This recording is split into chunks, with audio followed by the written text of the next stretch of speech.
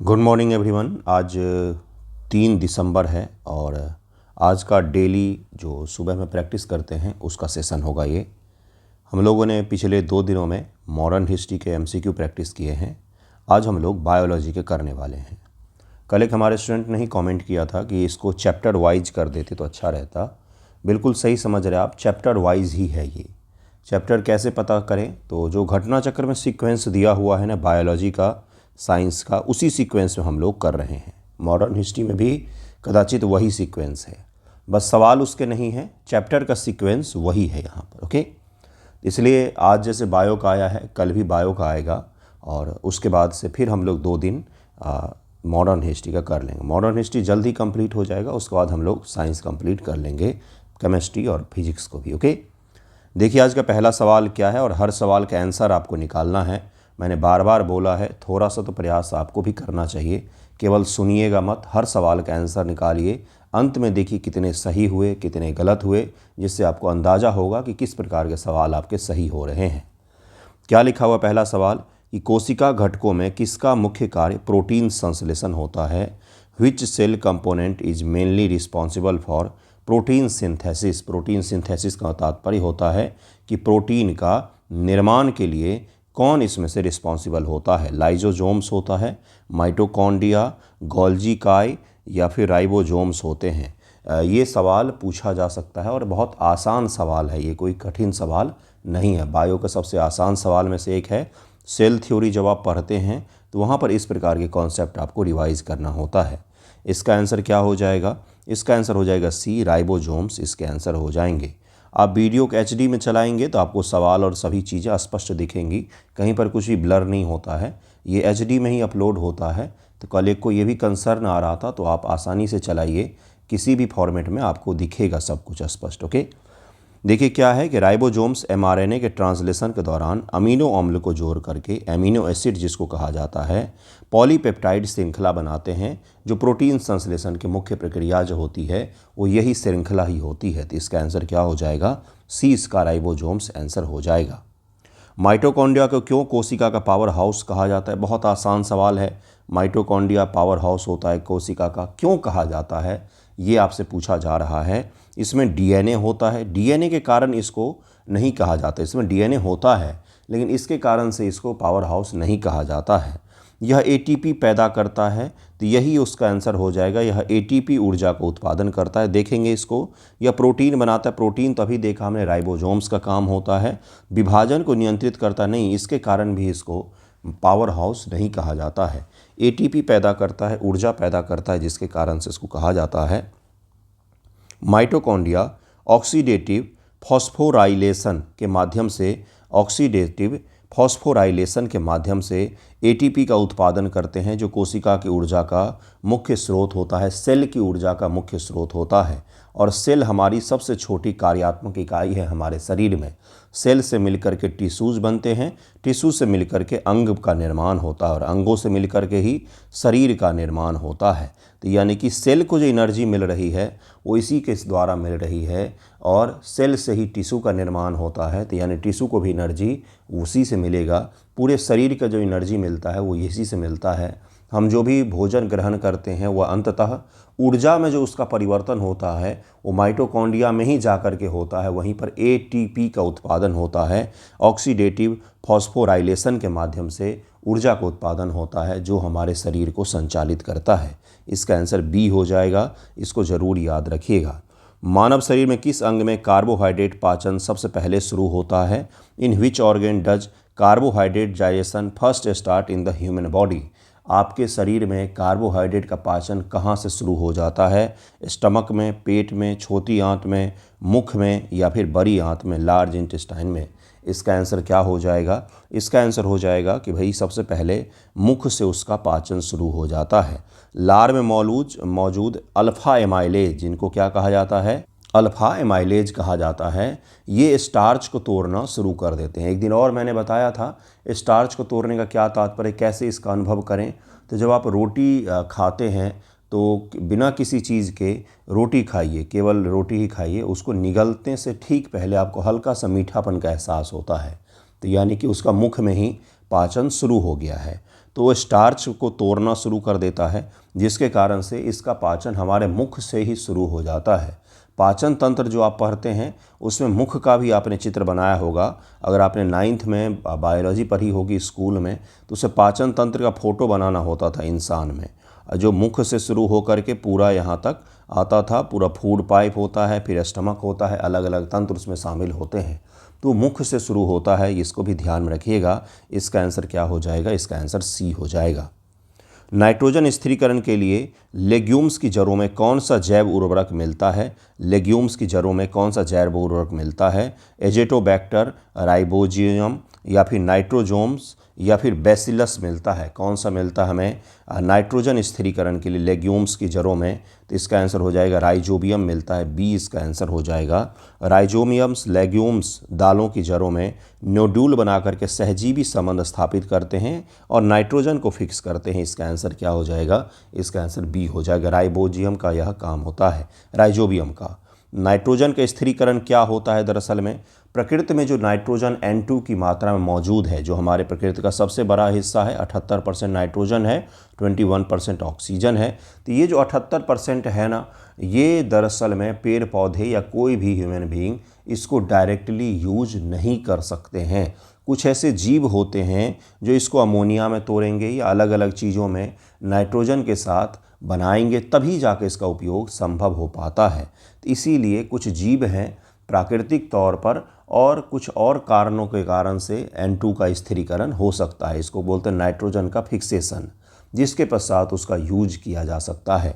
तो जो फलीदार पौधे होते हैं उनकी जड़ों में यह सूक्ष्म जीव पाया जाता है जो नाइट्रोजन का फिक्सेशन करता है, जिसको कहा जाता है राइजोबियम। ओके।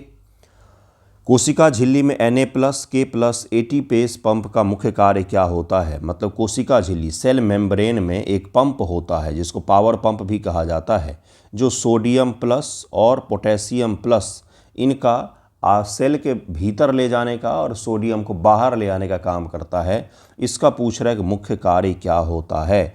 तो सोडियम को बाहर और पोटेशियम को अंदर ले जाने का इसका मुख्य काम होता है, जिससे हमारे शरीर में सोडियम पोटेशियम अगर आते हैं तो हमारे संवेदी तंत्र, हमारे सूचना, वो सही से काम कर पाते हैं। सोडियम प्लस बाहर और K+ अंदर जाता है। सेल मेम्ब्रेन सेल की बाहरी वॉल होती है।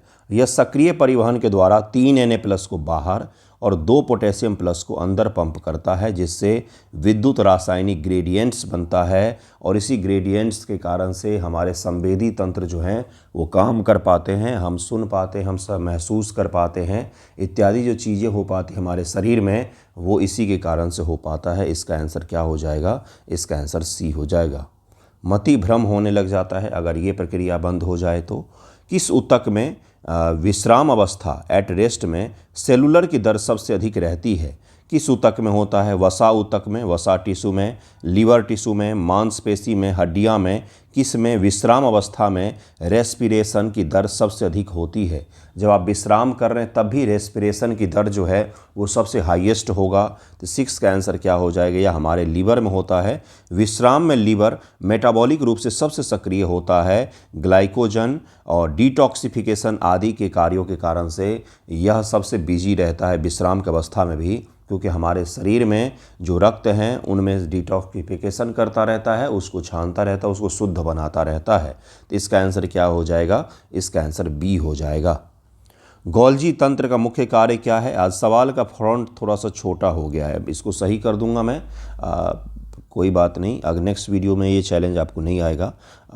आज शायद मैनेज कर लेंगे क्योंकि दिख तो रहा ही होगा। गोल्जी तंत्र का मुख्य कार्य क्या होता है? गोल्जी तंत्र के बारे में अभी हमने पढ़ा था आगे पीछे ही। उसका मुख्य कार्य क्या होता है ये पूछा जा रहा है आपसे। एटीपी का प्रोडक्शन करना, प्रोटीन का पैकेजिंग करना, विभाजन करना सेल का, या डीएनए का भंडारण करना? इसका आंसर क्या हो जाएगा? गोल्जी तंत्र का मुख्य कार्य क्या होता है? तो 7 का आंसर जो है वो हो जाएगा बी, प्रोटीन की पैकेजिंग करना इसका मुख्य कार्य होता है। गोल्जी तंत्र प्रोटीन और लिपिड का संशोधन, पैकेजिंग और स्राव करते हैं, सिक्रीशन करते हैं। इसका आंसर क्या हो जाएगा? इसका आंसर बी हो जाएगा। नेक्स्ट क्वेश्चन है, कोशिका विभाजन की किस चरण में क्रोमोजोम्स एक दूसरे से अलग होना प्रारंभ करते हैं? क्रोमोजोम्स एक दूसरे से अलग होना प्रारंभ कर देते हैं। कोशिका विभाजन के अलग अलग चरण होते हैं, जिसमें पहला फेज जो होता है उसको कहा जाता है इंटरफेज। इंटरफेज उसको कहा जाता है। इसमें विभाजन के लिए तैयारी शुरू होती है। दूसरा जो फेज होता है बंधुओं, उसको कहा जाता है एम फेज। एम फेज इसको कहा जाता है। विभाजन के यहाँ पर केंद्रक का विभाजन हो जाता है और इसे मुख्य रूप से 4 चरणों में भी बांटा जाता है। एम फेज के भी 4 चरण हैं, लेकिन नेक्स्ट जो चरण होता है उसको कहा जाता है मेटाफेज। मेटाफेज यानी कि मध्य अवस्था होता है। गुणसूत्र स्पष्ट दिखाई देने लग जाते हैं। उसके बाद से चौथा जो चरण होता है इसको कहा जाता है एनाफेज। एनाफेज में क्या होता है, गुणसूत्र बीच से टूट जाते हैं और सिस्टर क्रोमैटिड्स में अलग अलग हो जाते हैं। ये सबसे छोटी अवस्था होती है। सबसे छोटी अवस्था अर्थात गुणसूत्र जो हैं इसमें टूट जाते हैं, अलग अलग हो जाते हैं। अंतिम फेज होता है जिसको कहा जाता है टेलोफेज। अंत्य अवस्था इसको कहा जाता है, या 5वां फेज होता है। तो आपसे पूछा जा रहा है क्रोमोजोम्स एक दूसरे से अलग होना प्रारंभ करते हैं, तो 8 का आंसर क्या हो जाएगा? ये किस फेज में होता है? उसी में जिसमें गुणसूत्र अलग होते हैं, यानी कि एनाफेज में। सी इसका आंसर हो जाएगा। सी इसका आंसर हो जाएगा। इसको ज़रूर याद रखिएगा। इस प्रकार के सेल डिवीज़न से कठिनतम सवाल अगर पूछे जाते तो यहीं पर आते हैं कोई भी आयोग, इससे गहराई में नहीं जाता। इसका आंसर सी हो जाएगा। नेक्स्ट क्वेश्चन है कि कौन सा मुक्त जीव फ्री लिविंग बैक्टीरिया मिट्टी में नाइट्रोजन स्थिरीकरण करता है? तो राइजोबियम, एजेटोबैक्टर, फ्रैंकिया या फिर रोडोस्पेरियम। 4 ऑप्शन हैं यहाँ पर। क्या पूछ रहा है, कौन सा मुक्त जीव फ्री लिविंग बैक्टीरिया है? ये किसी पर डिपेंडेंट नहीं है, ये फ्री लिविंग बैक्टीरिया है जो नाइट्रोजन का स्थिरीकरण करता है, तो इसको एजेटोबैक्टर कहा जाता है। पौधों की जड़ों में राइजोबियम और फ्री लिविंग में एजेटोबैक्टर वह प्रमुख बैक्टीरिया है जो नाइट्रोजन का N2 का स्थिरीकरण करता है, उपयोग लायक बनाता है। मिट्टी में N2 का स्थिरीकरण करता है। इसका आंसर क्या हो जाएगा? इसका आंसर बी हो जाएगा। मानव हड्डी में प्राइमरी मैट्रिक्स का मुख्य कारण कौन सा है? तो इसका आंसर क्या हो जाएगा? एक टर्मिनोलॉजी बच्चों को नहीं पता होगा। मैट्रिक्स का मतलब क्या होता है? मैट्रिक्स का मतलब होता है हड्डी का जो ठोस भाग हमें दिखाई देता है ना, हड्डी का जो ठोस भाग दिखाई देता है उसी को मैट्रिक्स कहा जाता है। मानव हड्डी एक ठोस क्या बोला उसको, पत्थर जैसा नहीं है भाई, बल्कि वो जीवित टिश्यू होता है। मतलब लिविंग टिश्यू है हमारा, लिविंग टिश्यू है हमारा, लेकिन उसका जो ठोस भाग है ना उसी को मैट्रिक्स कहा जाता है। हड्डी का मैट्रिक्स मुख्य रूप से 2 चीज़ों के मिश्रण से बना होता है। जो उसी में से आपसे सवाल पूछा जा रहा है कि प्राइमरी मैट्रिक्स का मुख्य कार्य क्या होता है, ये आपसे पूछा जा रहा है। इसका आंसर क्या हो जाएगा? देखिए क्या पूछ रहा है, कार्बोहाइड्रेट्स मुख्य कारक कौन सा होता है? Collagen type 1, nucleic acid, glycogen. तो इसका आंसर क्या हो जाएगा? इसका आंसर हो जाएगा बी, कोलेजन टाइप 1 इसको कहते हैं। कोलेजन हड्डी को तन्यता, टेंसाइल स्ट्रेंथ प्रदान करता है जिस पर खनिज जमा होते हैं, और यही टाइप 1 जो मैट्रिक्स है हमारे हड्डी के स्ट्रेंथ प्रदान करता है, जिसको कोलेजन टाइप 1 कहा जाता है। इसको याद रखें। प्राइमरी मैट्रिक्स भी इसको कहते हैं। इसका आंसर क्या हो जाएगा? इसका आंसर बी हो जाएगा। लंबी हड्डियों का कौन सा भाग विकास के समय वृद्धि को अनुमति देता है?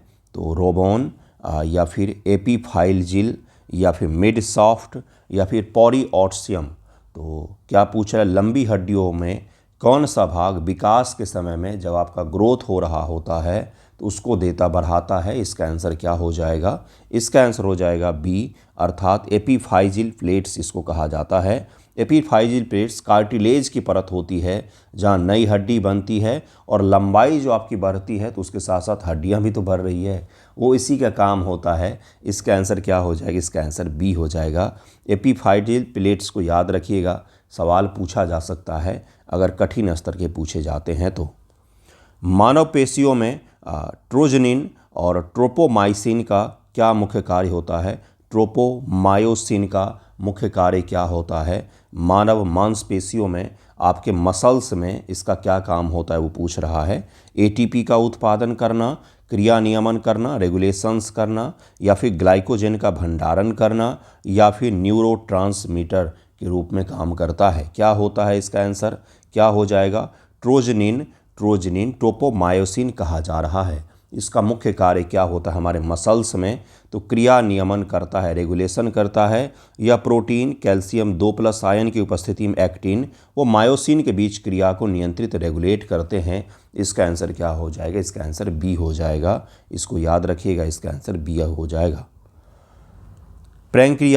पैंक्रियाज से निकलने वाले अल्फा एमाइलेज का क्या कार्य होता है? प्रोटीन का पाचन करना, लिपिड का पाचन करना, स्टार्च का पाचन करना या विटामिन का संश्लेषण करना। पैंक्रियाज से निकलने वाले अल्फा एमाइलेज का मुख्य कार्य क्या होता है? इसका आंसर हो जाएगा स्टार्च का पाचन करना। इसका आंसर सी हो जाएगा।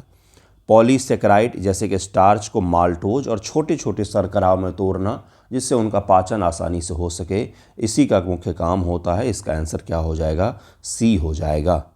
लाइजोजोम्स के टूट जाने पर कोशिका में क्या परिणाम संभव है? लाइजोजोम्स के टूट जाने पर, लाइजोजोम्स जब टूटते हैं तो कोशिका में क्या होगा ये पूछा जा रहा है। हाइपर सेक्रेशन हो सकता है, सेलुलर पाचन होगा, तेल विभाजन, रैपिड विभाजन जिसको कहा जाता है, तेज विभाजन होगा, या फिर स्टेबिलिटी आ जाएगी। क्या होगा सेल के अंदर में जब लाइजोजोम्स टूट जाएंगे तो उसका क्या परिणाम होगा? इसका आंसर क्या हो जाएगा? सेलुलर पाचन होगा, ऑटोलाइसिस जिसको कहा जाता है। लाइजोजोम्स के एंजाइम कोशिका के अपने ही अंग को पचाने लग जाते हैं, इसीलिए उसको कहा जाता है कि भाई वह आत्महत्या की थैली है एक तरीके से, क्योंकि वह खुद को ही पचाना शुरू कर देगा, अपने आप को ही ख़त्म करेगा। मुख्य रूप से उसका काम होता है सेल को क्लीन रखना, तो वो अपना कार्य शुरू कर देगा, सेलुलर पाचन शुरू कर देगा जिसको कहा जाता है ऑटोलाइसिस। ओके, इसको याद रखिएगा। इसका आंसर बी हो जाएगा। राइबोजियम द्वारा स्थिरीकृत नाइट्रोजन किस रूप में पौधों को उपलब्ध होता है? N2 के रूप में पूछा जा रहा है। नाइट्रोजन जो आपने स्थिर कर दिया है राइजोबियम ने, वो हमें किस रूप में मिलता है? क्या N2 गैस के रूप में मिलेगा क्या? तो फिर स्थिरीकरण क्या हुआ? नाइट्रेट के रूप में मिलता है, अमोनिया के रूप में मिलता है, या फिर नाइट्राइट के रूप में मिलता है? 4 ऑप्शन है यहाँ पर। नाइट्रोजन का स्थिरीकरण हो चुका है, तो अब वो हमें कैसे मिलेगा? अमोनिया के फॉर्मेट में मिलेगा, NH3 जिसको कहा जाता है, या फिर नाइट्रेट के फॉर्मेट में मिलेगा हमें, या फिर नाइट्राइट के फॉर्मेट में मिलेगा हमें? किस रूप में हमें मिलता है वो? इसका आंसर हो जाएगा अमोनिया के रूप में मिलता है। नाइट्रोजन एंजाइम N2 को अमोनिया में बदलता है जिसे पौधा उपयोग कर सकता है, और इसके बाद ही पौधे उसका उपयोग अपने ग्रोथ के लिए करते हैं। नाइट्रोजन का मुख्य काम होता है ग्रोथ करवाना किसी भी चीज़ का, ठीक है। इसका आंसर सी हो जाएगा। इसका आंसर सी हो जाएगा। किस प्रकार के पेशी के तंतुओं के में कई केंद्रक होते हैं? मल्टी न्यूक्लियर्ड पाए जाते हैं। किस प्रकार के पेशी के तंतुओं में पूछ रहा है? Which type of muscles fibre are multi nucleated, ये पूछा जा रहा है। न्यूक्लिएटेड होगा, मैंने न्यूक्लियर्ड बोल दिया, न्यूक्लिएटेड होगा। मल्टी न्यूक्लिएटेड मतलब कि कई सारे केंद्रक हो सकते हैं। केंद्रक के बारे में तो जानते होंगे, है ना। मल्टी न्यूक्लिएटेड मतलब एक से ज़्यादा केंद्रक हो सकते हैं। किस प्रकार के पेशी तंतुओं में ये चीज़ संभव हो सकता है? कार्डियक में, स्मूथ में, स्केलेटन में, या फिर नर्व में, किस में हो सकता है? इसका आंसर क्या हो जाएगा? 16 का आंसर जो है हो जाएगा स्केलेटन में। कंकाल मांसपेशियों में, स्केलेटन मसल्स में भ्रूण विकास के दौरान, जब भ्रूण विकास हो रहा होता है, कई कोशिकाओं से जुड़ने से बनती है, इसलिए ये बहुकेंद्रीकृत होती हैं। इसको याद रखिएगा, स्केलेटन में ये चीज़ संभव होता है। इसका आंसर सी हो जाएगा। नेक्स्ट क्वेश्चन है कि मानव शरीर में कैल्शियम का प्राथमिक भंडार स्थल कौन सा होता है? हमारे शरीर में कैल्शियम का प्राथमिक भंडार स्थल आपसे पूछा जा रहा है, कौन सा होता है? मसल्स होगा, बोन्स, लीवर, या फिर ब्लड? कहाँ पर कैल्शियम का सबसे ज़्यादा भंडारण होता है ये पूछा जा रहा है। 17 का आंसर क्या हो जाएगा? इसका आंसर भी हो जाएगा बी, बोन्स, हड्डियों में ही होता है। ये तो बहुत आसान गेस था। हड्डियाँ कैल्शियम और फॉस्फेट को हाइड्रोक्सी एपेटाइट क्रिस्टल के रूप में जमा रखती हैं। ये भी याद रखिएगा, इस क्रिस्टल के रूप में हाइड्रोक्सी एपेटाइट क्रिस्टल के रूप में उनको जमा रखती है। इसके बारे में क्या पता अगली बार पूछ ले आपसे, इसको याद रखिएगा। नेक्स्ट क्वेश्चन है कि हाइड्रोक्लोरिक एसिड किस कोशिका द्वारा स्रावित होता है? HCl ये हमारे पेट में मौजूद होता है। जो भोजन आप करते हैं उसमें कोई जीव जीवाणु है तो उसको ख़त्म करने का काम करता है, पाचन से पहले उसको शुद्ध करने का काम करता है। ये पूछ रहा है आपसे। तो मुख्य कोशिका पैरिएटल कोशिका या गॉबलेट कोशिका या अंतःपेटीय कोशिका। तो इसका आंसर क्या हो जाएगा? इसका आंसर क्या हो जाएगा? HCl किसके द्वारा स्रावित होता है भाई? Hydrochloric acid. तो पेरिएटल कोशिका के द्वारा स्रावित होता है। ये कोशिकाएं HCl और इंट्रिंसिक फैक्टर का स्राव करती हैं और यह हमारे पाचन के लिए आवश्यक होता है। इसका आंसर क्या हो जाएगा? इसका आंसर बी हो जाएगा। नेक्स्ट क्वेश्चन है कि कोशिका झिल्ली में फॉस्फोलिपिड की संरचना क्या गुण प्रदान करती है? कोशिका झिल्ली में सेल मेम्ब्रेन में फॉस्फोलिपिड की संरचना क्या गुण प्रदान करती है? फॉस्फोलिपिड की संरचना इसे मौजूद होती है, जिससे क्या होता है ये पूछ रहा है। कौन सा गुण इसके अंतर में आ जाता है? पूर्ण अपरागम्यता, मतलब इसको पार नहीं कर सकते हैं। प्रोटीन ट्रांसपोर्ट, या फिर तरलता व आंशिक परागम्यता यानी कि fluidity and semi permeability. Permeable पढ़ा होगा आपने, मतलब झिल्ली नुमा, आधी चीज़ें पार हो सकती है, आधी चीज़ें पार नहीं हो सकती है, वो पूछ रहा है। या फिर स्टोरेज का काम करता है। फॉस्फोलिपिड का क्या काम होता है सेल मेम्ब्रेन में? सेल मेम्ब्रेन में मुख्य रूप से इसका क्या काम होता है? तो ये क्या प्रदान करता है? तरलता व आंशिक पारगम्यता, आंशिक पारगम्यता प्रदान करता है। इसका आंसर क्या हो जाएगा? इसका आंसर सी हो जाएगा। फ्लूइडिटी एंड सेमी परमेबिलिटी प्रदान करता है। इसका आंसर सी हो जाएगा। फॉस्फोलिपिड बाइलेयर झिल्ली को तरल फ्लूइड बनाती है और चयनात्मक परागम्यता सेलेक्टिव परमेबिलिटी देती है, जिससे क्या होगा? कुछ चीज़ें ही बाहर जाएंगी और कुछ चीज़ें ही अंदर प्रवेश कर सकेंगी। तो ये जो कंट्रोल हासिल होता है वो इसी के कारण से होता है। चयनात्मक पारगम्यता, चयन किया जा सकता है उसके द्वारा कि कौन सी चीज़ को अंदर जाने देना है और कौन सी चीज़ को बाहर ही रोक देना है। इसका आंसर सी हो जाएगा। किस रोग में हड्डी का घनत्व कम हो जाता है और फ्रैक्चर का जोखिम बढ़ता है? रिकेट्स में, या फिर ऑस्टियोपोरोसिस में, या ऑस्टियोआर्थराइटिस में, या फिर ऑस्टियोमाइलिटिस में? किस में हड्डियां कमज़ोर हो जाती, भंगुर हो जाती एक प्रकार से, और छोटे से चोट में भी उनके टूटने का खतरा बना हुआ रहता है? तो इसका आंसर क्या हो जाएगा? ऑस्टियोपोरोसिस इसको कहा जाता है।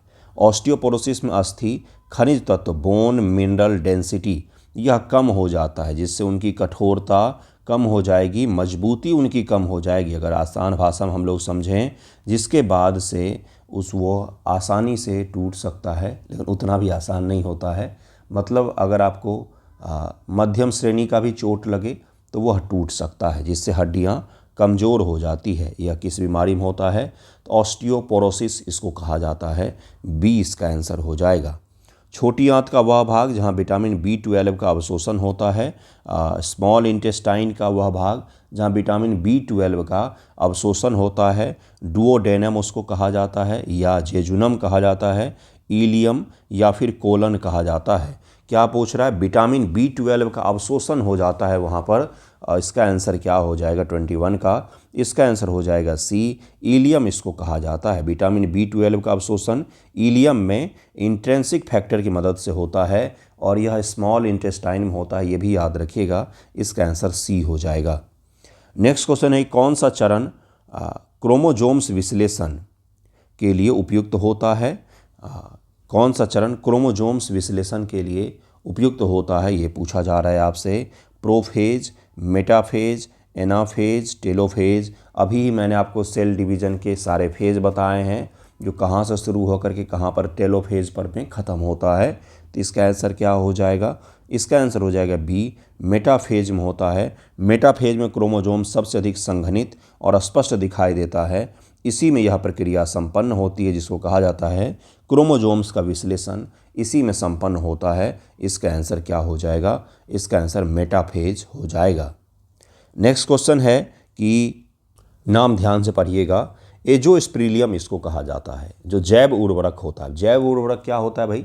केमिकल उर्वरक तो आपने सुना होगा, वो पौधों को पोषक तत्व प्रदान करते हैं, लेकिन जैव उर्वरक जो होते हैं ना, ये लिविंग जीव होते हैं, जीवित जीव होते हैं, जो मुख्य रूप से मिट्टी की उर्वरता को बढ़ा देते हैं परमानेंटली, और मतलब कि कुछ समय के लिए, परमानेंटली नहीं, कुछ समयों के लिए, जिससे क्या होता है कि पौधों के ऊपर में कोई ख़राब इम्पैक्ट भी नहीं पड़ता है और ना तो सॉइल पॉल्यूशन क्रिएट होता है। जिसके कारण से कई बार बायो फर्टिलाइज़र को ज़्यादा बेहतर माना जाता है रेगुलर फर्टिलाइज़र की तुलना में, क्योंकि यह लिविंग जीव होते हैं, यह मिट्टी को नुकसान नहीं पहुंचाते हैं, है ना। लेकिन खतरा भी होता है कि किस मिट्टी में किस प्रकार के जीवों को उपयोग किया जाए, उसका चयन थोड़ा सा सावधानी से करना पड़ता है। तो एजोस्पेरिलियम जैव उर्वरक की विशेषता क्या है, ये पूछा जा रहा है आपसे। देखिए क्या करता है यह, ओनली क्या बोलता है, केवल लेग्यूम्स के लिए, मुक्त जीव N2 स्थिरीकरण के लिए इसको उपयोग किया जाता है, या पैथोजन के लिए नाशक के तौर पर, किलर के तौर पर उपयोग किया जाता है, या फिर मिट्टी के पीएच को बढ़ाने के लिए उपयोग किया जाता है। एजोस्पेरिलियम बायो फर्टिलाइज़र का उपयोग किस लिए किया जाता है, यह सवाल आपसे पूछा जा रहा है। इसका आंसर क्या हो जाएगा, ये जो है मुख्य रूप से मुक्त जीव N2 स्थिरीकरण के लिए किया जाता है, फ्री लिविंग N2 फिक्सेशन। अभी जो एजेटोबैक्टर के बारे में हमने पढ़ा था उसी में यह हेल्प करता है। इसका आंसर बी हो जाएगा। नाइट्रोजन फिक्स करता है, वृद्धि हार्मोन बनता है, इससे अभी मैंने बताया था कि पेड़ पौधों के ग्रोथ के लिए आवश्यक होता है, तो वृद्धि हार्मोन बनाने का काम करता है ये। इसका आंसर बी हो जाएगा। किस संरचना से हड्डी के ऊतकों में रक्त नलिकाएं प्रवेश करती हैं, which structure allow blood vessel to enter bone tissues. इसका आंसर क्या हो जाएगा 24 का, एपिफाइजिस, या फिर हैवसिरियन कैनाल, या ऑस्टियोक्लास्ट, या फिर पेरीऑस्टियम। यहाँ पर 4 ऑप्शन है, इसका आंसर निकालिएगा। इसका आंसर क्या हो जाएगा 24 का, इसका आंसर हो जाएगा बी, हैवियर्सियर कैनाल इसको कहा जाता है, हैवर्सियन कैनाल कहा जाता है। में रक्त वाहिकाएँ और तंत्रिकाएँ होती हैं जो हड्डी को पोषण प्रदान करती हैं। इसका आंसर बी हो जाएगा, बी इसका आंसर हो जाएगा। एमसीक्यू में कोई सुधार करना होता है, कुछ आपको दिक्कत आ रही है, तो जब तक आप फीडबैक नहीं देंगे मुझे कैसे पता चलेगा। तो इसमें कुछ सुधार करना हो तो मुझे बताइएगा कमेंट करके, या कि इसमें ये सुधार हम लोग कर सकते हैं। क्वेश्चंस तो आपको परमानेंट मिलेगा ही, डेली ही मिलेगा। मैं कोशिश तो यही कर रहा हूँ कि इस सीरीज़ को चलाया जाए, लेकिन अगर आप लोग नहीं देखेंगे तो फिर चलाने का क्या मायने रह जाता है। आपका एग्ज़ाम है जनवरी में AEDO का, या उसके बाद भी 72 BPSC का होगा। अगर आपको पूरे साल भर का खाना एक ही दिन में परोस दिया जाए तो आप नहीं खा सकते हैं। तो पूरे साल भर का प्रैक्टिस अगर आप एग्ज़ाम से 2-3 महीना पहले करते हैं तो कुछ न कुछ हिस्सा छूट जाता है। इसलिए रेगुलर कीजिए, पर डे कीजिए, आधा घंटा ही तो लगता है ना। इससे आपके एग्ज़ाम से ठीक पहले जो बर्डन आ जाता है कि साइंस नहीं हुआ, ज्योग्राफी नहीं हुआ, वो थोड़ा सा कम रहेगा। नेक्स्ट क्वेश्चन देखिए क्या है, ट्राइपिनोजोन इसको कहा जाता है, सही उच्चारण होता है ट्रैप्सिनोजेन होता है। ट्रैप्सिनोजेन को ट्राइप्सिन में बदलने के लिए कौन जिम्मेदार होता है। सबसे पहले तो समझेंगे कि यह क्या होता है भाई, तभी तो आप इसका जवाब दे पाएंगे ना। दरअसल में ट्राइप्सिनोजेन जो होता है यह हमारे अग्नाशय में बनने वाला प्रोटीन एंजाइम होता है। प्रोटीन एंजाइम दरअसल प्रोटीन ही होते हैं जो निष्क्रिय रूप में रहता है, इनएक्टिव रहता है, क्योंकि अगर ये एक्टिव हो गया तो अग्नाशय की कोशिकाओं को ही पचाना शुरू कर देगा, इसलिए ये इनएक्टिव रहता है। लेकिन होता क्या है, जब एंजाइम अग्नाशय के अंदर ही सक्रिय हो जाए तो ये हमारे अग्नाशय को क्षतिग्रस्त कर सकता है। इसलिए जब यह पाचन के लिए स्मॉल इंटेस्टाइन में पहुंचता है तो वहाँ पर एक विशेष एंजाइम जिसको कहा जाता है एंटेरोकाइनेज, क्या कहा जाता है उसको, एंटेरोकाइनेज या एंटेरोकिनेज कहा जाता है, इसके द्वारा इसको एक्टिव किया जाता है। और जब यह एंजाइम एक्टिव होता है स्मॉल इंटेस्टाइन में तो वहाँ पर भोजन मौजूद होता है जिसका पाचन यह शुरू करता है। तो यह इसका पूरा फंक्शन होता है, यानी कि इनएक्टिव हार्मोन जिसका सिक्रीशन अग्नाशय से हुआ है वो स्मॉल इंटेस्टाइन में पहुंचता है, वहाँ पर ये हार्मोन उससे एंजाइम जो है मिलता है, और इस एंजाइम के मिलने के फलस्वरूप वह एक्टिव होकर के पाचन की प्रक्रिया में भाग लेता है। इसी को कहा जाता है, इसका आंसर बी हो जाएगा। कौन जिम्मेदार होता है तो इसका आंसर बी हो जाएगा, एंटेरोकिनेज कहा जाता है इसको, इसका आंसर याद रखिएगा। नेक्स्ट क्वेश्चन है कि पेशी संकुचन के दौरान ATP की भूमिका कौन सी नहीं होती है, तो इसका आंसर क्या हो जाएगा 26 का, अस्थायी बंध बनाना, ये इसकी भूमिका नहीं होती है। ATP संकुचन और शीतलन के लिए ज़रूरी है, लेकिन यह एक्टिन या फिर ट्रोपोनिन के साथ अस्थायी संबंध भी नहीं बनाता है। इसका आंसर बी हो जाएगा, इसका आंसर डी हो जाएगा। छोटी आंत के ब्रश बॉर्डर एंजाइम का स्रोत क्या होता है? पेराइटल कोशिका, एंट्रोसाइट होता है, गैबलेट कोशिका होती है, पैंक्रियाज होता है। कहाँ से यह आता है ब्रश बॉर्डर एंजाइम? छोटी आंत में किस अंग से सिक्रीशन होकर के आता है, ये पूछ रहा है आपसे। तो इसका आंसर हो जाएगा बी, एंट्रोसाइट इसको कहा जाता है। एंट्रोसाइट्स के माइक्रोविल में यह एंजाइम होते हैं जो पाचन का अंतिम चरण पूरा करते हैं। इसका आंसर बी हो जाए। पाचन के सबसे अंतिम चरण को यही एंजाइम पूरा करते हैं। अलग अलग एंजाइम हैं हमारे पाचन तंत्र में, अलग अलग एंजाइम होते हैं जो हमारे भोजन पचाने में मदद करते हैं। इसका आंसर बी हो जाएगा। हड्डी के घुलन के लिए कौन सी कोशिका जिम्मेदार होती है? इसका आंसर क्या हो जाएगा? 4 ऑप्शन है यहाँ पर, आप आंसर निकालने का प्रयास कीजिएगा। इसको कहा जाता है ऑस्टियोक्लास्ट कहा जाता है। ऑस्टियोक्लास्ट हड्डी के खनिज और मैट्रिक्स को घोलती है, जो हड्डी के पुनर्निर्माण का हिस्सा होता है। जिससे क्या होता है, मैट्रिक्स मतलब ये समझाया मैंने आपको, बाहरी स्ट्रेंथ जो उसको प्रदान करता है, उसको घोल करके उसको हमारे बहिस्रावी अंगों से निकाल देती है और उसके बाद से नए प्रकार के निर्माण को शुरू करती है। इसका आंसर सी हो जाएगा। 29 नंबर है, किस प्रकार की पेशी स्वैच्छिका होती है? स्वैच्छिक होती है मुख्य रूप से स्मूथ, कार्डियक, कंकाल या कोई भी नहीं। स्वैच्छिक होती है, ये आपकी इच्छा के अनुसार से यह पेशी काम नहीं करेगी, ये मसल अपने आप ही चलती रहती है। तो वो कौन सा हो सकता है भाई? तो वह कंकाल होगा, सी होगा। कंकाल मांसपेशियाँ हमारे चेतन नियंत्रण में होती है, इसलिए वे स्वैच्छिक हैं। इसका आंसर सी हो जाएगा। Skeletal muscles are under conscious control, हमारे कॉन्शियस कंट्रोल के अंतर्गत होती हैं, इसीलिए इनको कहा जाता है कि यह एक स्वैच्छिक होती हैं, स्वैच्छिक होती हैं। इसका आंसर सी हो जाएगा। और आज का आखिरी सवाल है कि जैव उर्वरक के रूप में बैसिलस एसपीपी का उपयोग क्यों किया जाता है? बैसिलस एसपीपी का उपयोग क्यों किया जाता है बायो फर्टिलाइजर के रूप में? नाइट्रोजन फिक्सेशन के लिए, पीजीपीआर सहनशीलता के लिए, जलीय के लिए, एक्वेटिक के लिए या विटामिन के लिए, किसके लिए उपयोग किया जाता है बैसिलस का? तो इसका आंसर क्या हो जाएगा? 30 का। इसका आंसर हो जाएगा कि ये कठिन परिस्थितियों में भी जीवित रहने वाले जीव होते हैं जो पौधे की वृद्धि को बढ़ावा देते हैं। इसका आंसर बी हो जाएगा, इसका आंसर बी हो जाएगा। पीजीपीआर का फुल फॉर्म क्या होता है? तो प्लांट ग्रोथ प्रमोटिंग राइजोबैक्टीरिया इसको कहा जाता है। और rhizobacteria, plant growth promoting rhizobacteria और रिजिलियंस के लिए जैव उर्वरक बैसिलस एसपीपी का उपयोग किया जाता है। अब ये याद रहेगा आपको, इसको ज़रूर याद रखिएगा। नेक्स्ट वीडियो में हम लोग इसके आगे का 31 से 50 तक के एमसीक्यू करेंगे या फिर 60 तक भी जा सकते। मैं इसको करेक्ट कर दूंगा, ये जो छोटे छोटे आपको सवाल दिख रहे हैं ये नहीं दिखेंगे। ओके, बाकी थैंक यू सो मच। कैसा लगा है आपको ज़रूर बताइएगा मुझे। कुछ सुधार करना है तो भी बताइएगा कि क्या सुधार कर सकते हैं हम लोग। Okay, thank you so much.